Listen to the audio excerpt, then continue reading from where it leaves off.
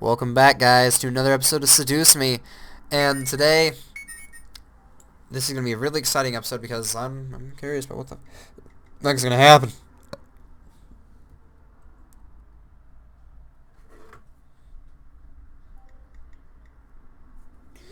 Well, guys, here we go. Here's going to be a substitute. Miss Diana. No shit. I could have guessed that.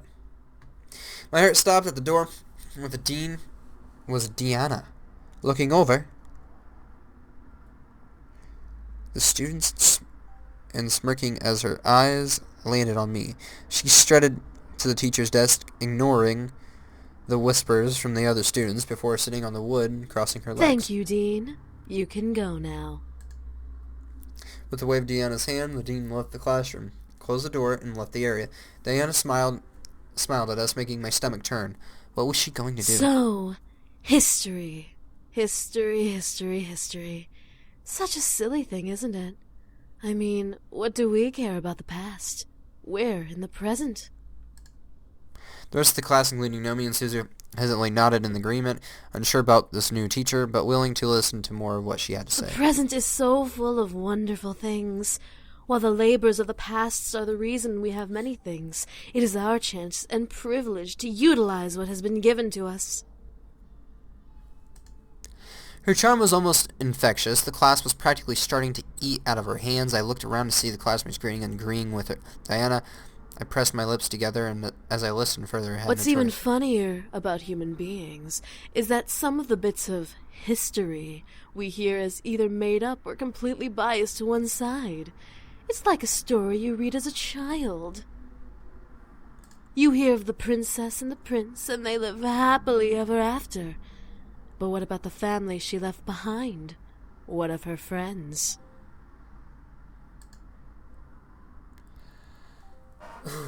She is pissing me the fuck off, guys. Can I continue now? Thank you. The students listened and agreed intently to her words. I could tell, however, that these words were all targeted at me. The original story of The Little Mermaid, a perfect example of biased opinion.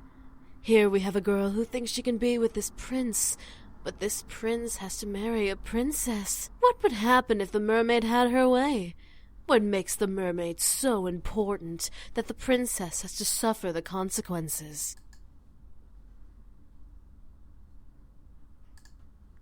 The rest of the class turned their heads to me. Naomi and Suzu looked at me with equally surprised looks. I kept my eyes to Diana. If I was the mermaid, I was going to let the princess take my prince away? Diana stared at me before smiling and turning her body to fully face me. Oh? And why does it not matter? The story isn't about the princess. The story is about the mermaid and the prince. Ah, but that is exactly my point. While the story talks about the mermaid and the prince's romance, we don't see the problems of the kingdom the prince rules. While we are all fixated with this love story, we ignore the fact the kingdom would fall apart without the marriage between the prince and princess. She kept her eyes to me as she spoke. I knew she wanted to make her words stick in my mind, but I didn't listen. It was one thing to be a fictional story. It was another to try and ruin someone's life for selfishness. Diana chuckled and looked back to the class. Well, luckily in the real story of The Little Mermaid, the mermaid knows that what she was doing was wrong, and she threw herself into the ocean, turning into sea foam. Some of the students that surrounded me mumbled in surprise, obviously not knowing the real story. However, Diana was wrong once again. Once again, the class looked to me, and Diana faced me with another smile. Not true. How? The trade-off for becoming human was marrying the prince or turning into sea foam. However, she was also given the choice to kill the prince and turn back into a mermaid. The mermaid didn't because she loved him. The mermaid didn't because she loved him and sacrificed herself for that love. That is a story worth telling. Not some princess getting her way, but of a tragedy that has befallen on a girl who only wanted love. The class applauded me, with Suzu giving me her usual punch to my shoulder and Naomi smiling at my logic. Diana, however, finally grew an almost angered face at me. Interesting. So what you are saying is that the princess should be given no mind.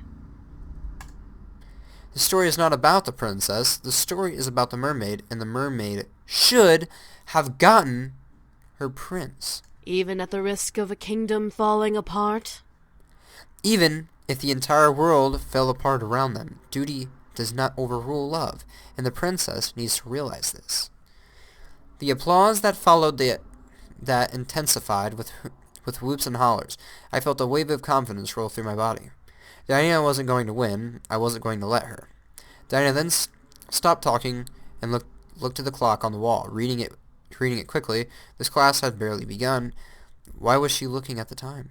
Diana then leaned against the blackboard and smiled to us. I became worried. You know what? School isn't important. Everyone, go ahead and head home. Take the week off.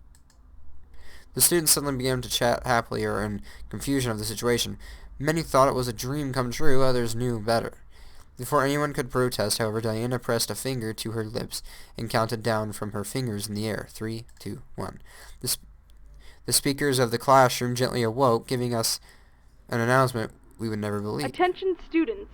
Due to an emergency faculty meeting, we will be closing school for the remainder of the day and this entire week.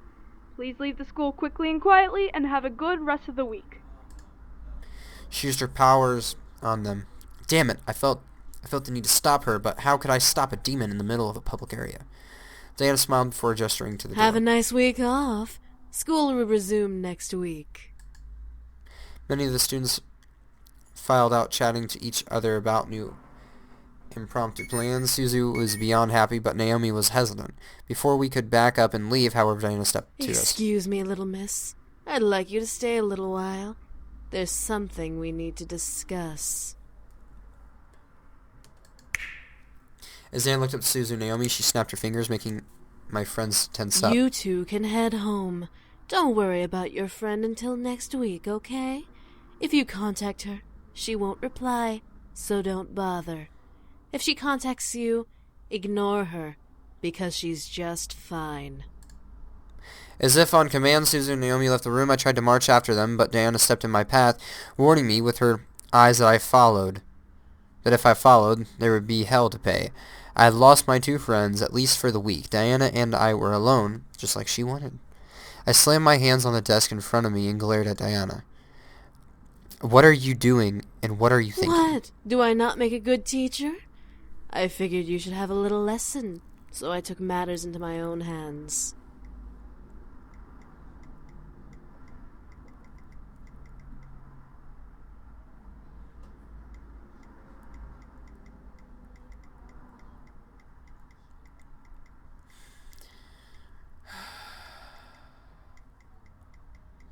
Can we just kill this bitch?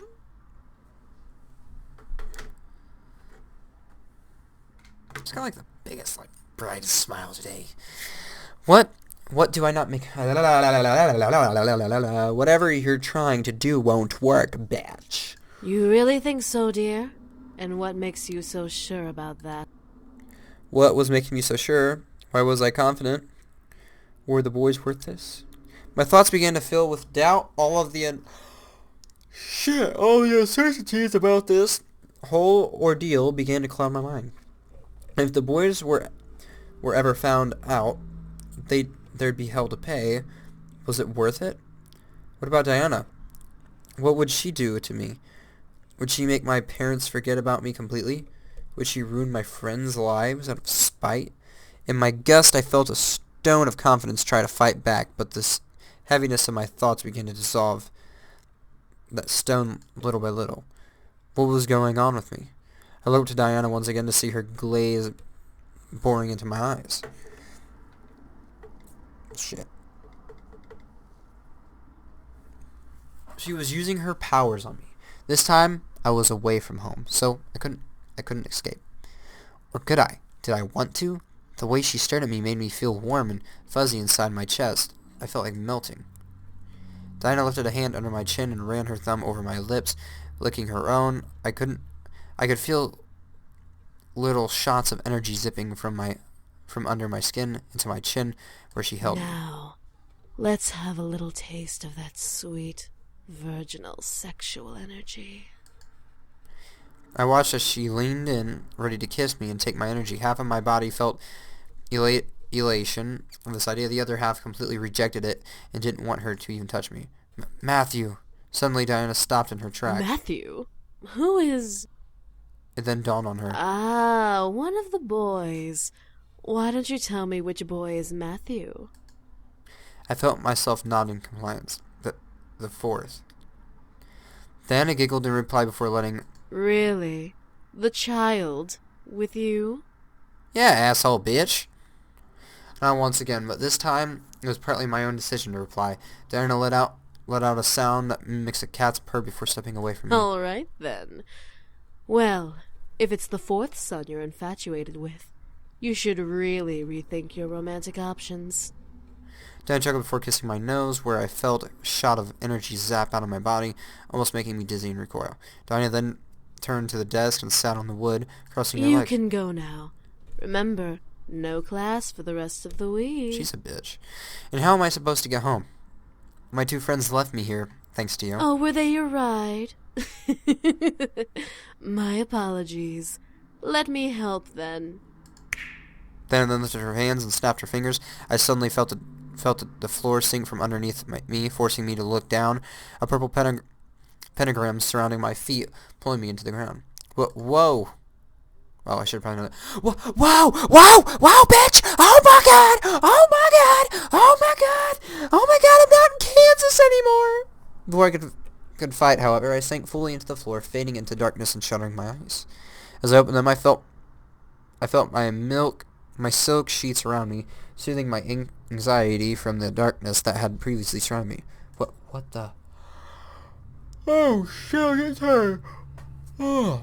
Why did Deanna bring me home? Was this an illusion? Was I being tricked? Something was going on. I sat up in bed looking around me as I was indeed in my room. There was no mistake about that. Why? Deanna was too strange. Was this a game? Was this part of her plan to get the boys back? I was lost and confused more than ever. Despite my logical thought, trying to piece the puzzle that has Diana together, the more I tried to solve her, the less I understood about the situation I was in. Hold on, guys. Let me check my videos being uploaded right now. Remember, I do upload my videos while I record these, because it just seems very easy. Tweet that video out. Alright, now I'm going to change this and go to the JWD's Nuts channel, which is now at 10 subscribers, guys. 10 subscribers to JWD's Nuts. Yay. Got another subscriber. What did I upload for the other thingy is the extra in his life, so I'll delete that. Unturned multiplayer number 3. And publish. And get rid of this ad. And go back to the Seduce Me video. I was interrupted, however, by my doorknob suddenly opening, revealing the boys with Damien's hands on the doorknob. And I will see you guys in the next video, guys. Thank you so much for watching. Like and subscribe. Thank you so much for loving this series. And I will see you guys in the next video. And goodbye.